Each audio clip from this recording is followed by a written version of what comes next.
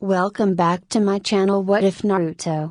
This video is on what if Naruto was neglected by his family part 2. The like goal for this video is 36 likes. Sooner the like goal is met, sooner I will upload the next part for this what if. Also I will continue previous what ifs. If the last uploaded part of that what if have more than 25 like.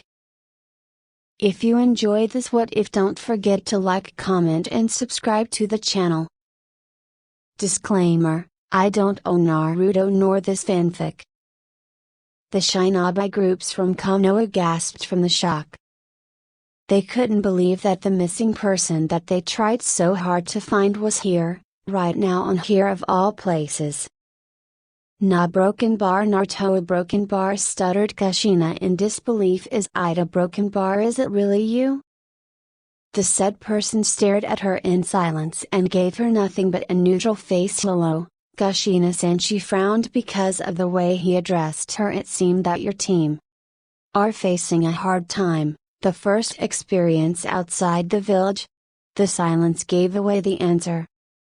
The silence went on for some time before Minma decided to break up the silence by asked him in hushed tone. Naruto a broken bar-san, is that really you? He still couldn't believe that the figure in front of him was in fact his missing brother, understandably because the feeling was so different.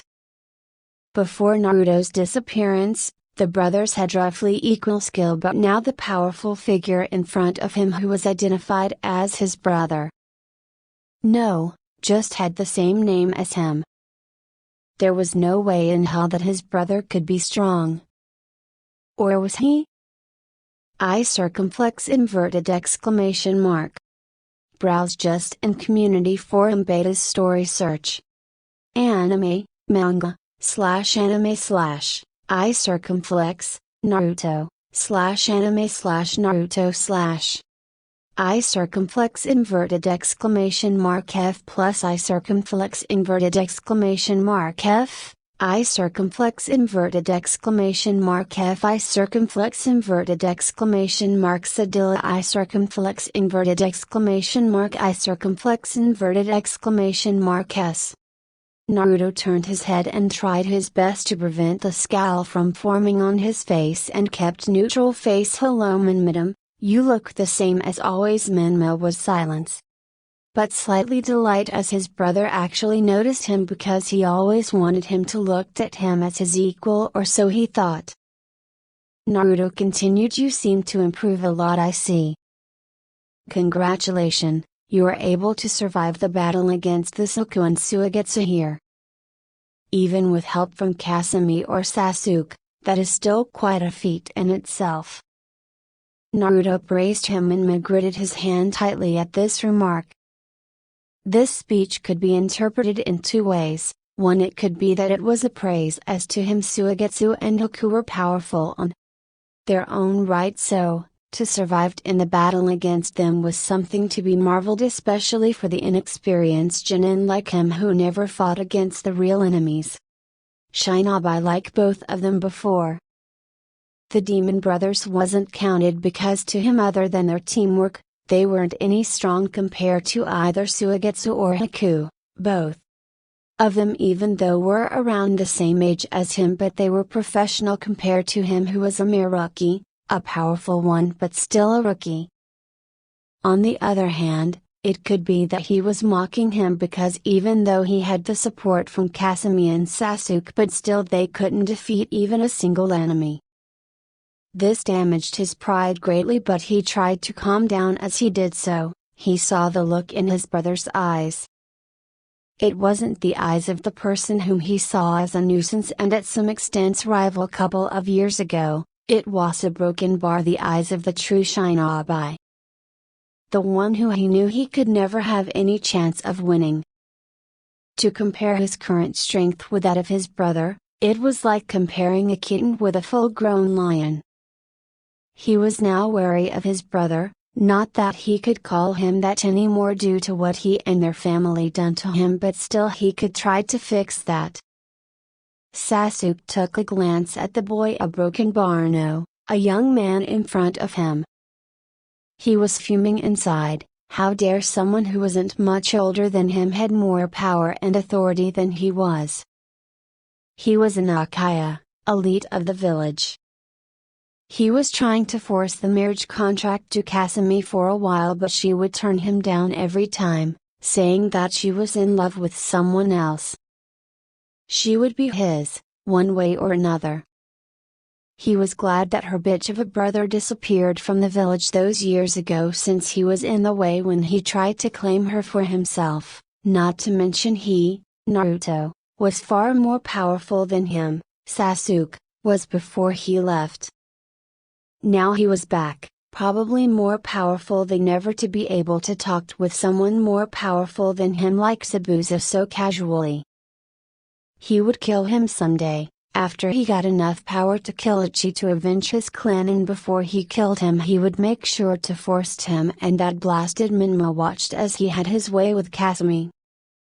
He would enjoy that look on their face. His daydreaming continued, completely unaware that Naruto and Yujiro shifted their eyebrows when he had those thoughts and swore internally that they would broke him for even had those thoughts. Sakura just thought that the red-hair man seemed powerful but still no match for her Sasuke-kun, and she pictured numerous scenes when Sasuke coolly beaten Naruto and his fellow Kirishinobi into the ground. How pathetic. Tazune just prayed and thanked to his gods all over and over again that he lived past the day and now Gato was dead. Kushina was overjoyed yet slight anger in her son's remark of his brother, but quickly overwhelmed by guilt because she knew the fact that it was his family and village and made him to turn out like what he was now. Kakashi was a broken bar, well, expressionless, but inside he was dancing with joy because his little brother was still alive. He still needed to investigate about his association with Kirigakure. He thought, I'm happy that he is still alive and well, but Sensei isn't going to like this at all. His son is with Kiri all along, he would be pissed, but I can't let him do something stupid. Konoha and Kiri aren't exact alliance, so we couldn't get him back by force since he is their shinobi now, otherwise it will cause international incident. I'm sorry Sensei, but it isn't going to do us any good even if we could bring him to Konoha. He ended the thought sadly as his sensei Minato specifically requested him to search for Naruto and if possible brought him back to Konoha. He used to report back to his sensei empty-handed. Now even though he could reported that he found Naruto, but the fact that he couldn't bring him back would disappointed him and he hated to do that. Kasumi had different thought from her twins and teammates. Her heart became warmth and happiness as soon as she saw him enter the bridge. She looked forward to meet him all along. She trained so hard in order to get to meet him again. Now he was here, right now, with her on this very bridge. So, she greeted him with a warm smile. Unai-chan. Naruto turned to look at her with a small but genuine smile. Hello, Imuto-chan. You looked even more beautiful since the last time I saw you. It seems that you are getting stronger too, the said girl blushed furiously at his compliment. Naruto, as clueless as he was, assumed that the blush was from his complimentary. Naruto Atuto, whispered Kakashi quietly. Naruto seemed to hurt him and turned his face to meet with Kakashi's and gave him a playful grin. Hello, Kakashi-san. Long time no see. All he got was a nod from the masked man, but to him it was the acceptance. He turned around and about to leave with the rest of his men, Zabuza and his groups and Yujiro, but the voice interrupted him. Sochi-kun. Wait, Kushina called out to his eldest child desperately. Naruto turned to face her with a neutral expression on his face and asked in bitterness, what do you want, Kushina-san? Make it quick because I wanted to finish this mission early and I'm not the type of person to keep people waiting. She flinched at the coldness of the respawn, but continue. Sochi-kun, please stop calling me that, it is just Naruto to you. Interrupted Naruto as he narrowed his eyes slightly. You lost at right a moment you and that man did what you did to me. She put her head down in shame. Unyai-chan, he turned at Kasumi with professional face before forming a small smile. She flinched a bit but got over it when he smiled at her. Please come back home. We are sorry, even our parents do. Just come back for me and your friends please, she pleaded him, but she got a shrug in return. Naruto's eyebrows twitched a bit when he saw her eye. It was her eyes that disturbed him. He could saw longing, loneliness, sincere happiness and a broken bar love in her eyes directed toward him. He was very sorry that he broke her heart by not contacted her for all these years, so when he was about to said something he froze. What? Love? How could he miss that? He was so confused at these turn of events. Could it be that she broken bar? It wasn't just a crush, she had the same look as Yujiro and the girls he used to save when they were alone together. Could it be that she loves him? Because that look was so similar to the one he and Yujiro and couple of girls had when they saw each other. Decided to think of that later, he smiled apologetically. Sorry Imuto-chan, I can't go back with you. Kasumi's eye frowned in sadness at this before stuttered as she started to cry. Why are you doing this, Unyai-chan? Do you have any idea how much I looked forward to today? To see you again?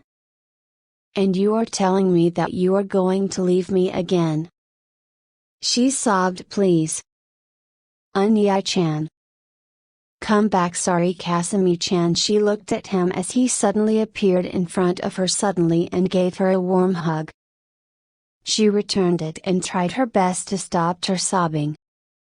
They enjoyed peaceful moment for a while before they broke free and gave each other a smile as Naruto flashed back to his comrade's position. I will see you very soon in the upcoming Chunin exam in Konoha.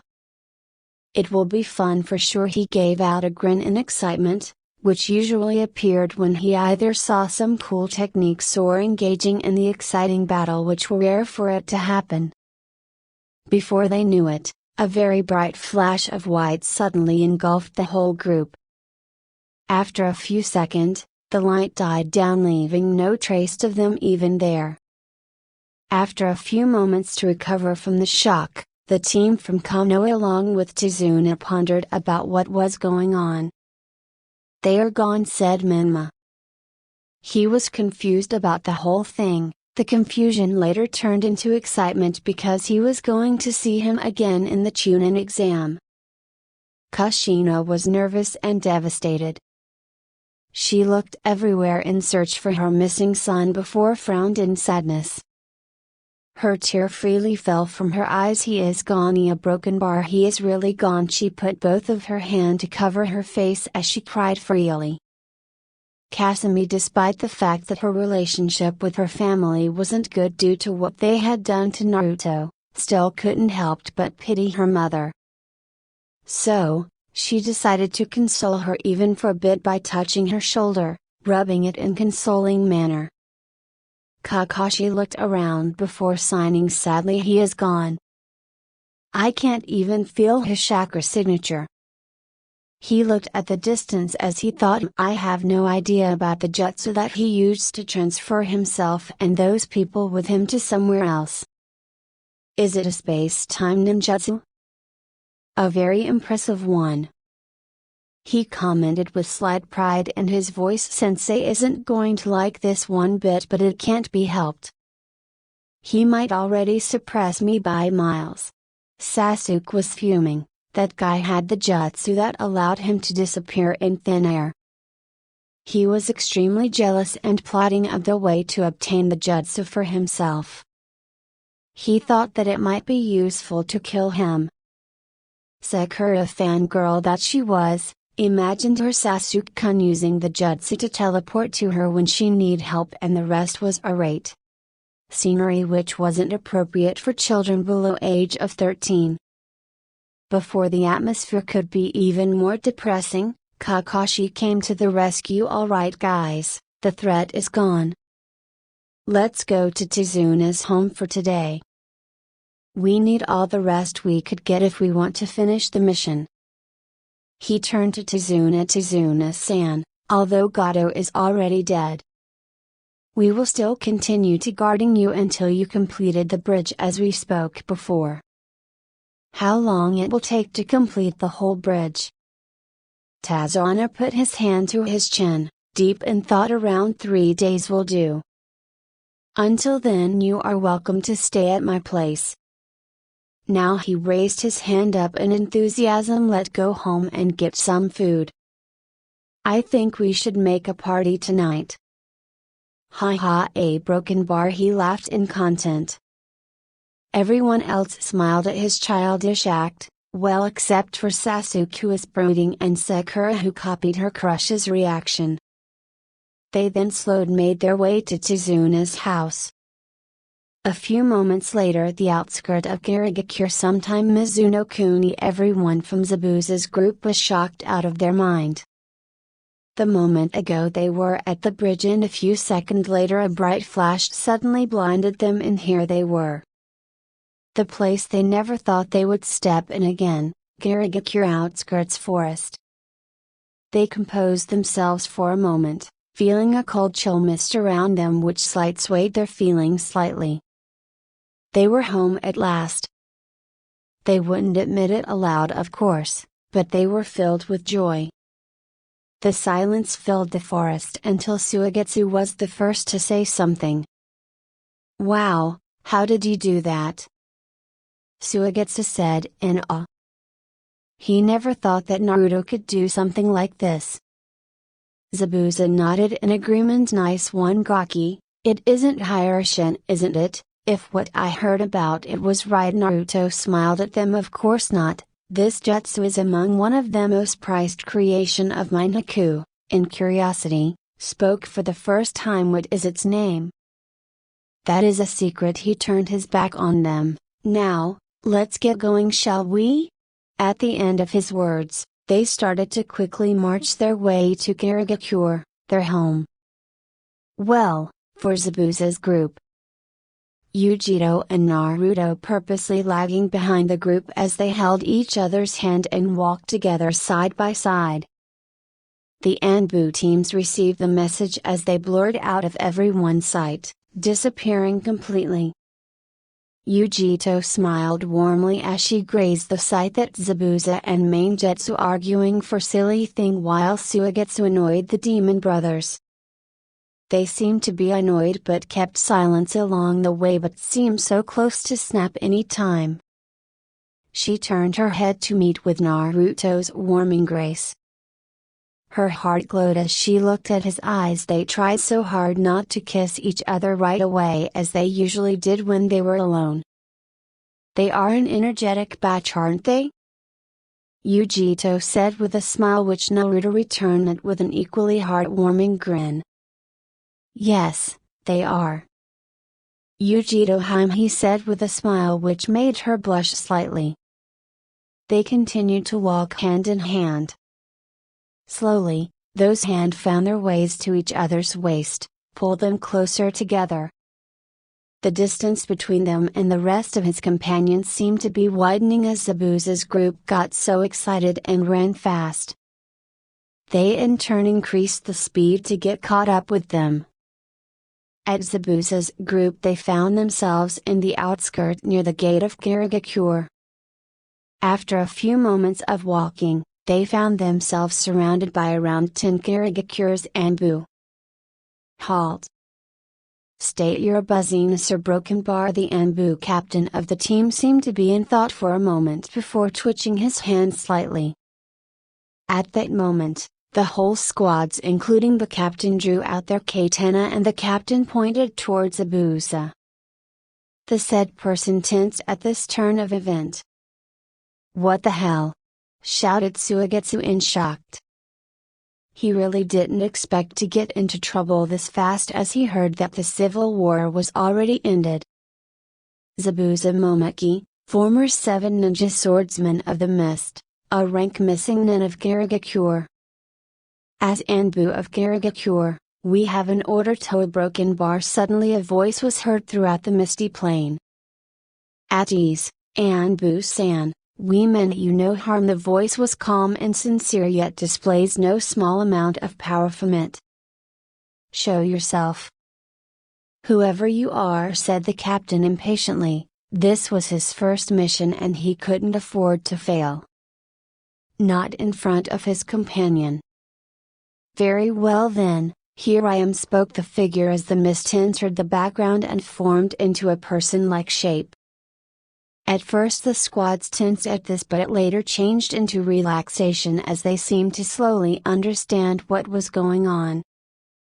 The Anbu captain tensed and sweat dropped slightly. He realized who he was talking to.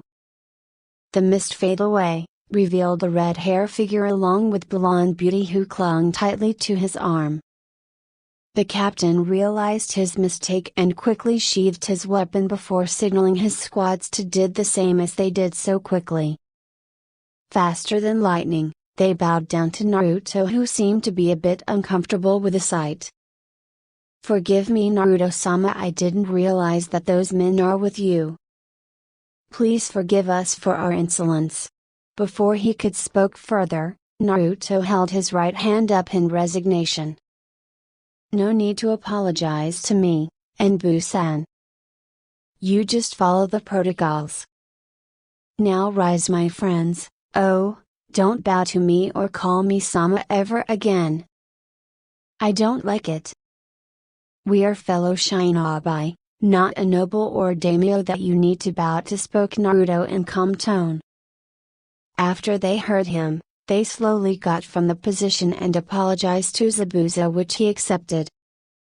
The captain then asked Naruto again, Naruto-san, are those people? Yes, they are. They're coming with us.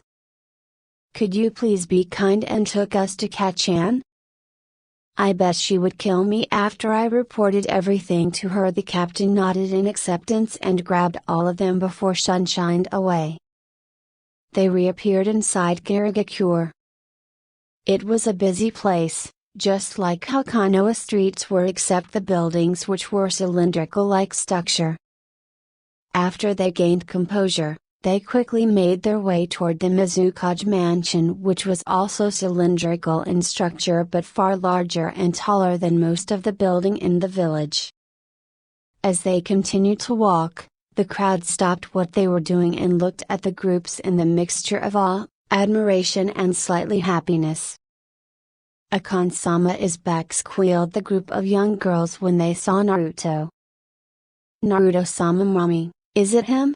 A young boy around 4 to 5 years old looked at his mother. Yes, sweetheart. He is here. Naruto smiled in content at the crowds. He was an outsider to this village when he first enters, but the people here accepted him as one of their own. He loved this place and he would give up almost everything to protect it. His companions, including the girl beside him, gave out a small smile at the sight. He was truly the life of this place. They stopped as they were at the front door of Mizukage's mansion. The two guards shinobi tensed when they saw Zabuza and Manjutsu.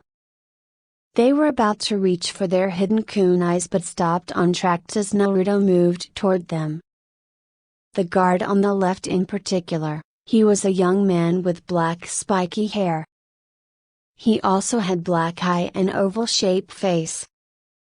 He wore standard Garigakure flak jacket and black shinobi sandals. Garigakure headband wore securely on his forehead.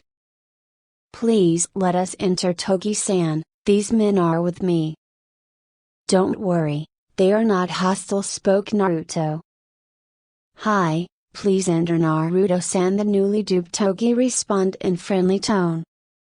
He nodded to the other guards as they opened the door and signaling the group to enter. Naruto gave them a pleasant smile before going in, with Yujito on hot pursuit and the rest of his companion followed him. The Anbu however disappeared from everyone's sight, probably to resume the guarding patrol around the village. On their ways to Mizukage's room, Naruto suddenly stopped as he allowed smile to grace his face once more. In front of him was an adult man, with a head of messy, light gray hair, pink pupilless eyes and what seemed to be a stitch-like scar running from under his left eye, all the way down his cheek. He wore a gray, sleeveless shirt with a karigakure forehead protector attached to the front, short-sleeved mesh armor over which he also wears a green poncho along with a turquoise sash around his waist, paired with a green apron over his pants. He wore a pair of brown boots, and on his back he carried a staff-like pole weapon with uneven-sized hooks with a green flower on the larger end. This man is Yagura, former Yondaime Mizukage. He also gave a small smile at the red-hair boy in front of him. In this story, Yagura has a body of adult male, so he is taller than he was in anime. Zabuza and Mainjutsu were in their own world now. In front of them was one of the most powerful shinobi ever produced from karigakure. A collective thought went through their mind. Fuck. This man in front of there was their target since the breakout of the Civil War, the very same man who started the bloodline purge which led to the Civil War in the first place. What the hell is this? What was his motive? And more importantly, if the rebellion truly won the war as Naruto said and from the villagers' reaction, then how the hell was he still alive? Let alone stood here as if nothing happened. Before the tension could continue, Yagura decided to greet them with a smile. Greeting, Zabuza and companions, I hope that our village doesn't give you too much trouble, he spoke calmly. Nah, broken bar, no, not at all, stuttered Zabuza. In front of him was a man who could kill him in the brink of eye, so he need to be very careful with his words. The only reason why he was able to escape in the first place from his failed assassination of Yagura was because it was an ambush, and even then he could not do anything to him despite his skill as one of the swordsmen and several defect hunter nins on his side during the attack. What the hell is wrong with him? Thought Mainjutsu. He might be goofy most of the time, but he wasn't a fool. Yagura wasn't the kind of person to be friendly at anyone, let alone them. He couldn't blame him though, consider how harsh his life was before became the Mizukage. It seemed that the only person who he was truly comfortable with were either Utakata and Naruto or Mai. I am back from my mission, Shizo, master. I am about to go to report to Kachan, mother. Mind to tag along? Asked Naruto. It was more of an invitation rather than a question. Yes, of course, said Yagura as they began to move again. This time Yagura was also among them. They finally reached the front door of the Mizukage office. After some knocking, they received permission to enter as they opened it with pride. The sight they met was her broken bar well intense. In front of them was their Mizukage, put her head down in extreme concentration and moved her hand in extremely fast-paced, furiously signing papers one by one at the speed that one could even compare it with the Raikage when his Raiden no Yoro activated. They continued to freeze just like that for a few moments before she regained her composure and smiled at them. Zabuza, Mainjutsu. You are finally back, said the auburn-haired woman kindly. The said individuals just shrugged their shoulder and replied, we are not the one to be killed that easy, Mai.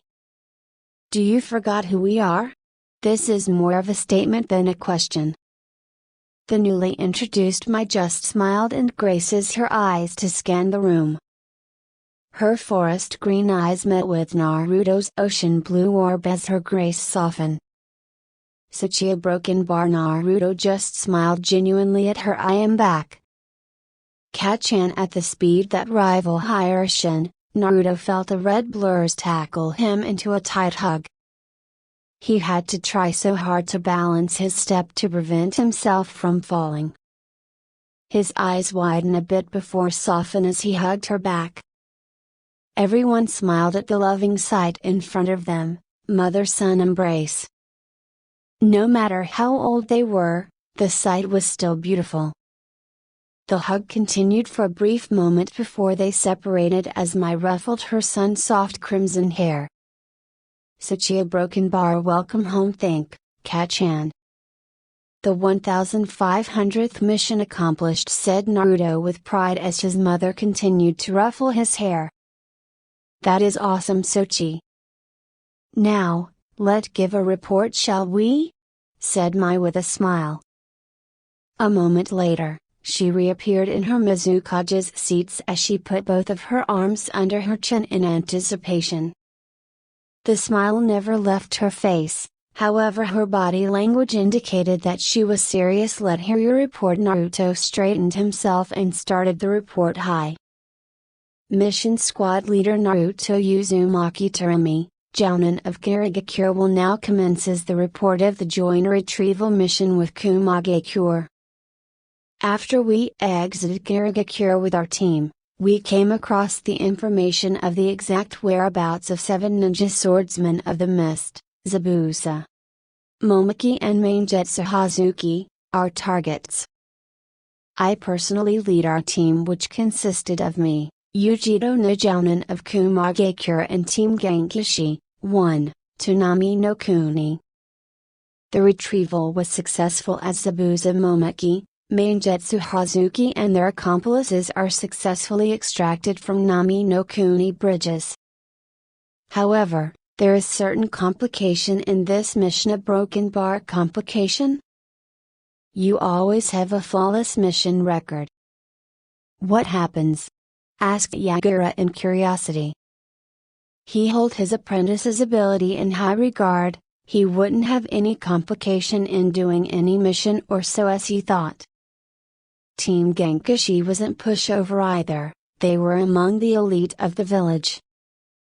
I shall continue then. In this mission, it is out of our knowledge that Zabuza Momoki and his accomplices had their own mission to kill the bridge builder Tizuna. However, it wasn't Tizuna that was the problems. It was the team which protect him. Team? Which village they hailed from? Asked my curiosity. She started to pray that it wasn't the village that she thought in her mind. It seemed that fate was against her, as Naruto replied with chilling voice. They are from Kanagakure no Sato. The temperature of the room started to drop slightly as Mai was fuming. Everyone knew it very well, it was mother and strict to protect her child. In my case, it was stronger than usual. Every time that any girls from civilian councils attempted to flirt with her Sochi, she would felt a sensation to melt them into rubble. Mai quickly calmed herself down as she noticed the demon brothers, Suigetsu, Haku and even Zabuza felt uncomfortable. She smiled as she signaling him to continue. The team from Kanahigakure consisted of Okan no Shikashi no Uzumaki Namikaze, Sharingan no Kakashi, Kakashi Hatake as their Jounin sensei. The Jinin consisted of Uzumaki siblings, Manma and Kasumi Uzumaki Namikaze, the last loyal Akaya, Sasuke Akaya and Sakura Haruno. They are the protection team of Tizuna.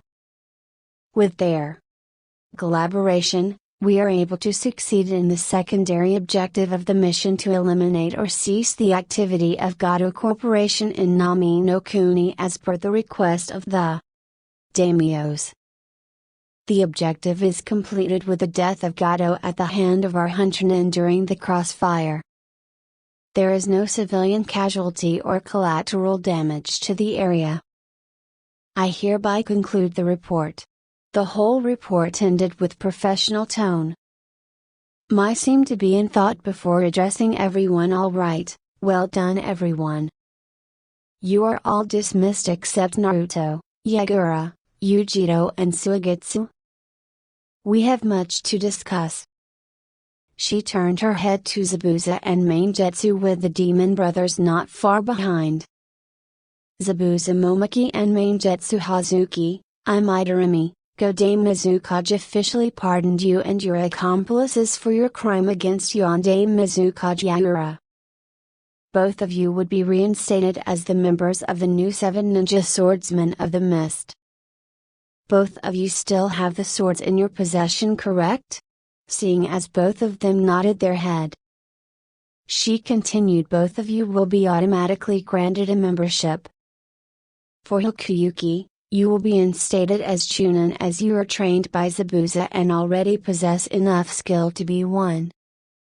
For Gazu and Mizu, both of you will be reinstated as Chunin. However, you might choose to participate in the Anbu recruit entrance examination. It depends on your choice."